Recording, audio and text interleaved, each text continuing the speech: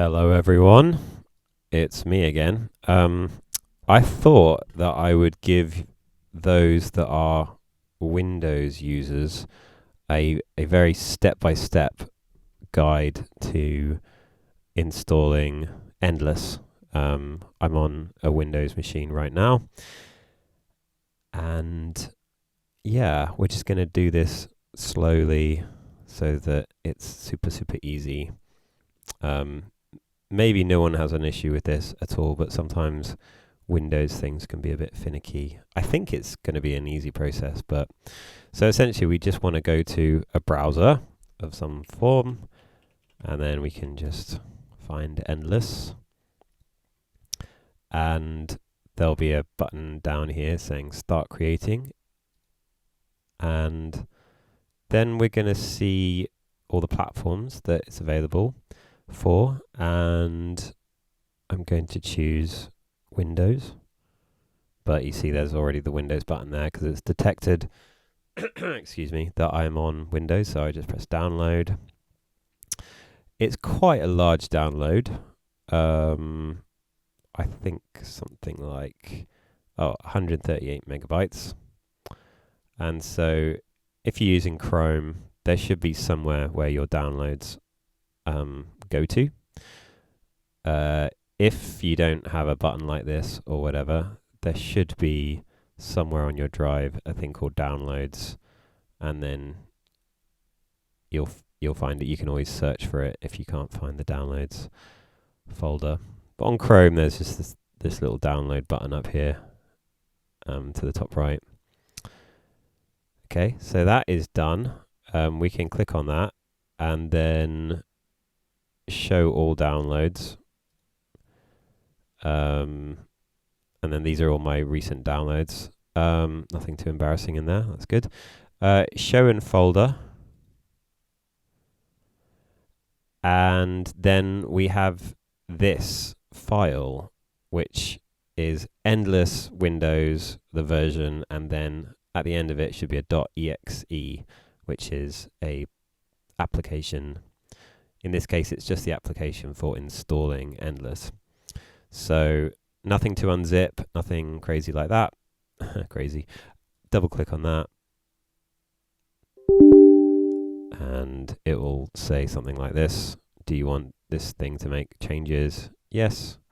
We're pretty trusting of where it's coming from.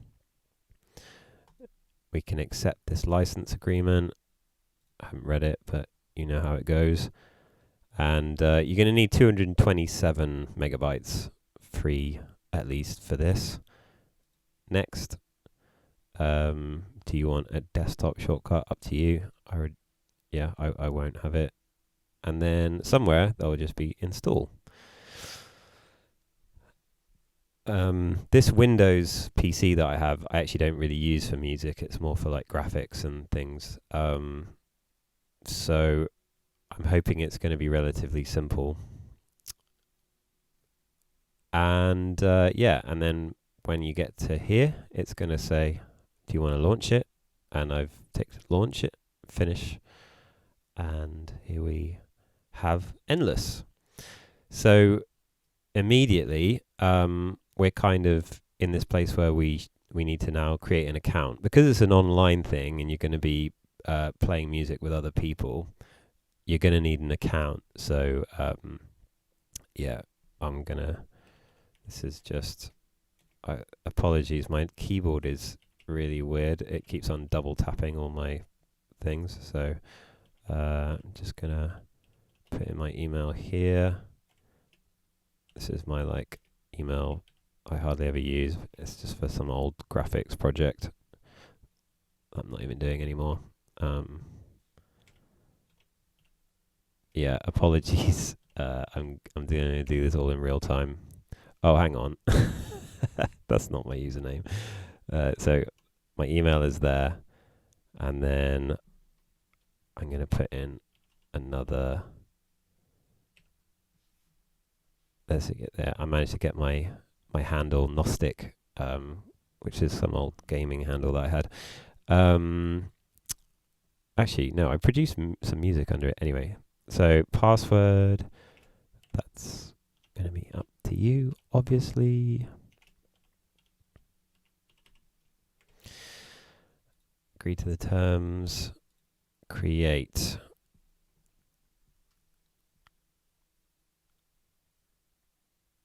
And then it's got all these fairly incomprehensible status notifications. Turning on my presets. Alright then. Get started. Okay. Hopefully I can just press this. Aha!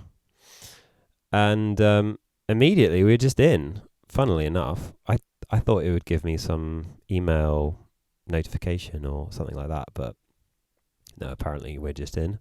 And then you see this tutorial, which you can definitely go through at your own pace, but it's going to describe all the various different elements of Endless. We're going to start with, oh, there's drum pads. Okay, what happens if I, okay, oh, okay, nice. You can use your keyboard or any MIDI controller, and it highlights which keys you can use. So I can be like, yeah, much more tactile to be hitting keys. For those that don't know anything about drumming, this could be a really good thing to learn the elements of drums and things. And then here it's introducing us to the metronome. Turn on the metronome to get a click track. Nice. And then auto quantize keeps you in time. Turn it off to play freely. Yeah, that's only for MIDI notes. Okay, so it's not going to quantize your... quantize means put everything in time to the best of a computer's abilities. And it's okay for MIDI, but you don't really want it to do that for audio because there be dragons. Next. Endless is always recording. See the waveform below as you play. When you like what you just played, click to capture it immediately after. Choose advanced looper in settings for more loop lengths. Okay, so that's how it works. Oh, so it wants to record my beats. Okay, fine. So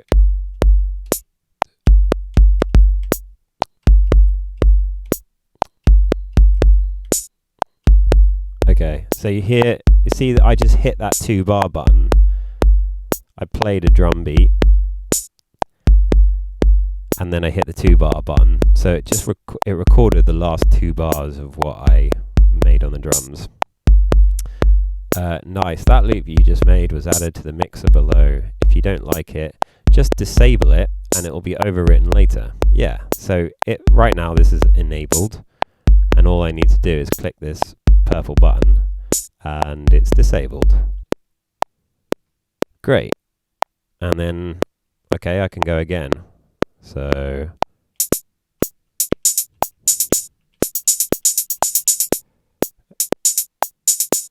cool. So a completely different thing.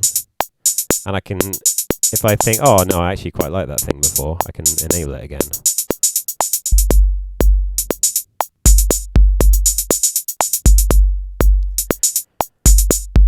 Okay, let's explore some other sounds, try our built-in notes and bass instruments. Okay, I mean, we're not going to be using much of this, but hey, we may as well.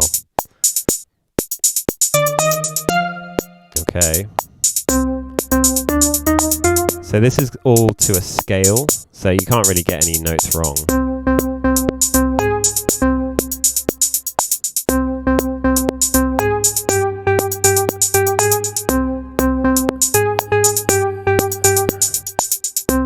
Alright, we're making garage now.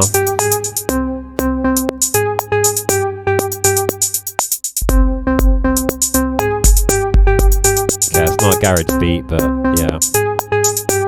We can fine tune the sound. Okay, so oh, by the way, this is a mixer as well, so if you have any sounds that you feel are a bit loud, you can turn them down here. Like I'm just going to turn everything down so you can hear my voice. Okay, I'll do another noise. Okay, so that's, don't know what's happened there. I'm just gonna reset it by changing the preset. Okay, I'll play it with my keyboard, my computer keyboard.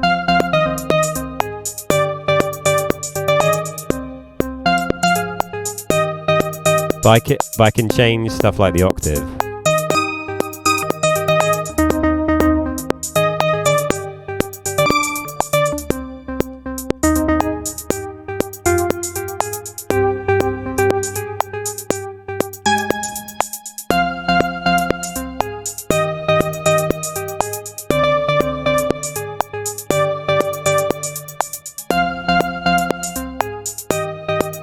Okay, so we've got a little harmony going on there. And then it's going to tell us, learn about effects. Okay, cool. So we can play around with effects.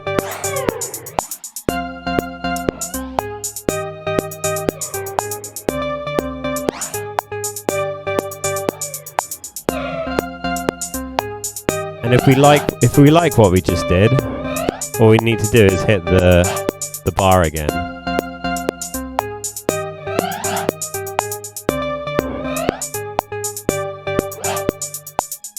And then we have a history of what we've done.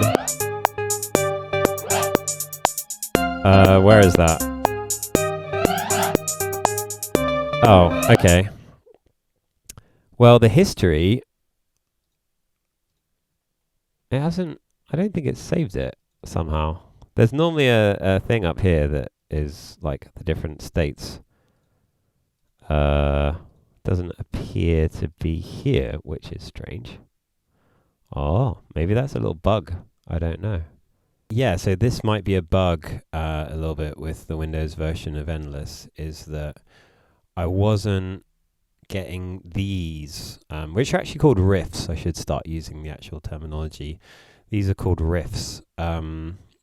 They're a collection of your different loops at a particular state in time. And so the way it works is that I started with this, and then I recorded this. See, it's even saved the volume information and everything. And then I recorded this, and then I put those effects on. And then I did this, which is basically the same. And then I put another drum.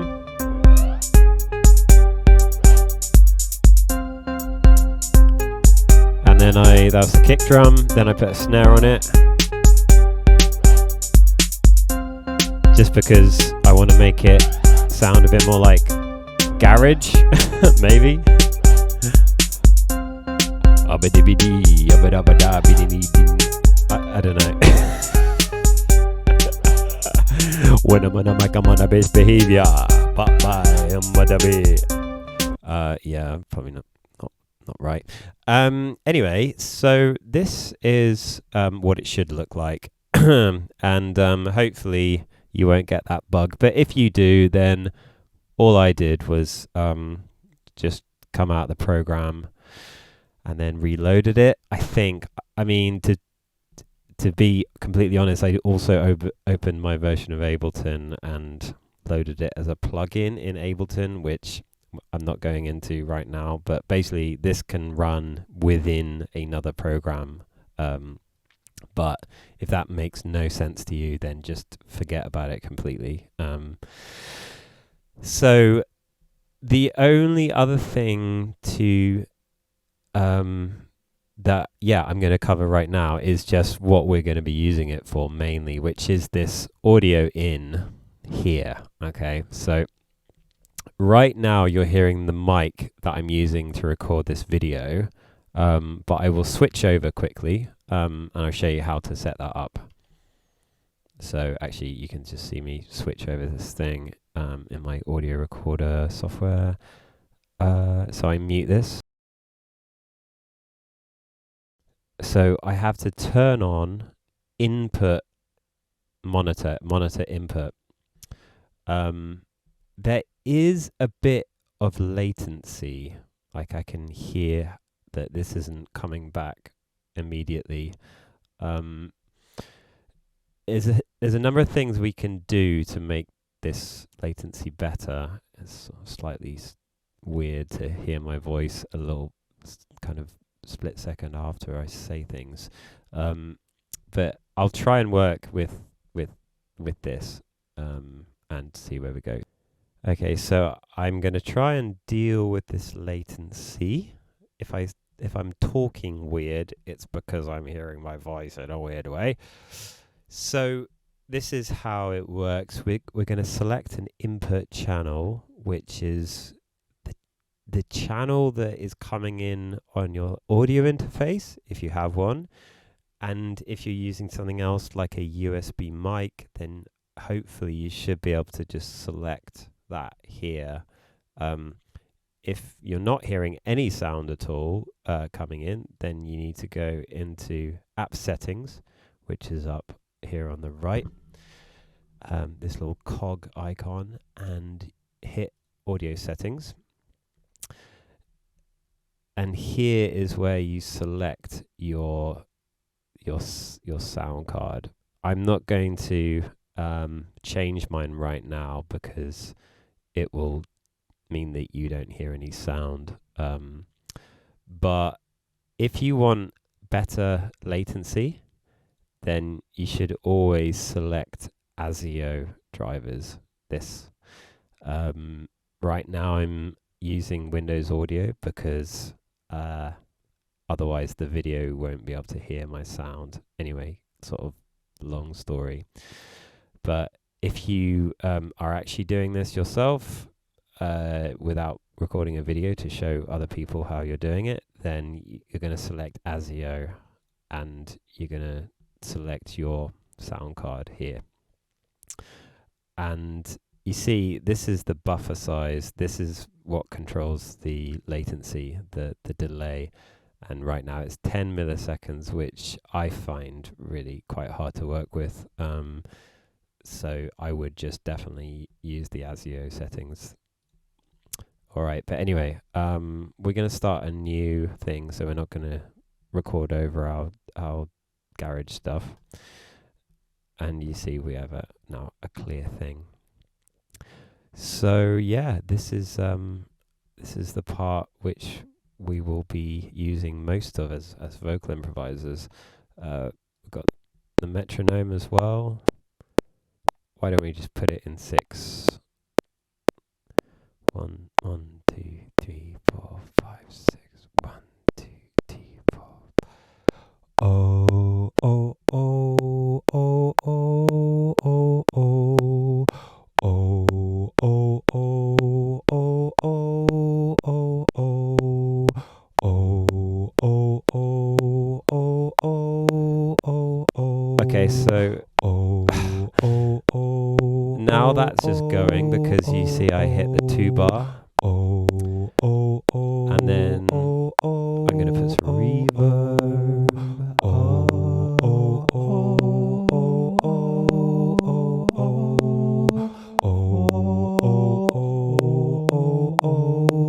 I'm noodling.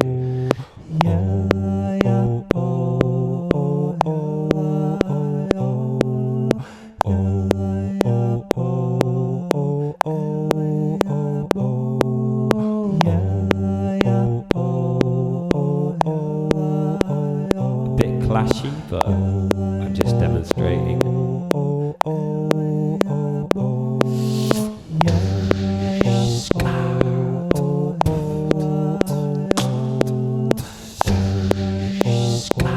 So it's going to be a little bit out of time, just because of the delay.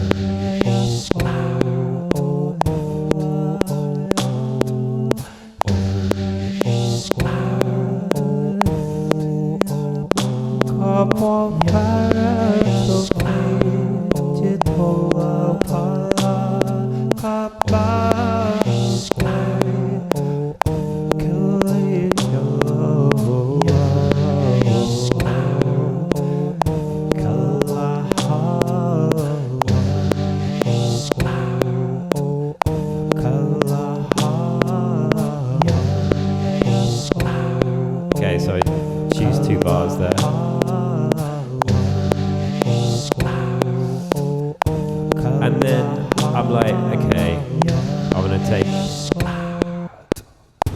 take everything out apart from my drum,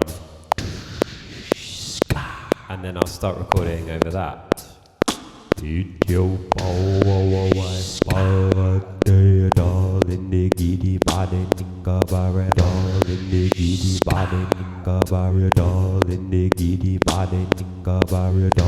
this is a whole thing on its own.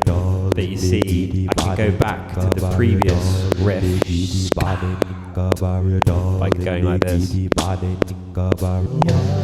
I can just click on it.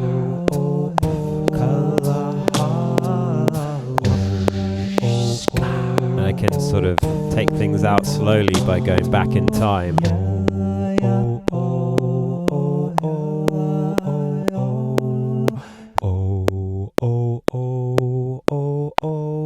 And then maybe back to the full thing.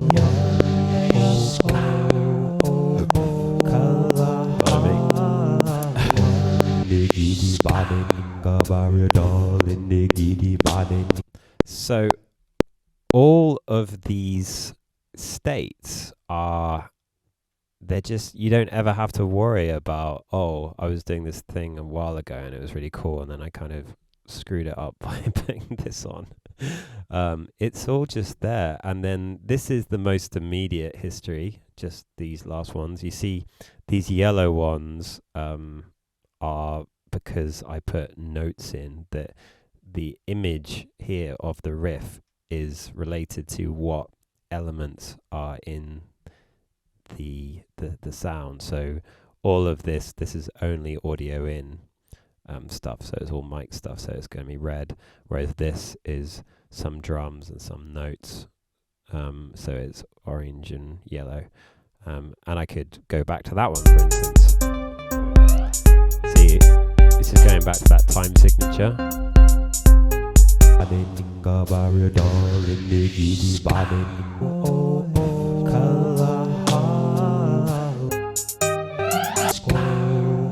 I mean, you probably wouldn't want to be going between 6/4 and 4/4 like that, but you could if you wanted to. And then but if you've got more stuff beyond there, then you have this riff journal, which is all of the things that you've done, categorized by the day. So yeah, I'm going to stop there because this delay is kind of screwing with my brain a little bit. Yeah, let me know if there's any more questions or if you need any other assistance. And hope you have a nice day.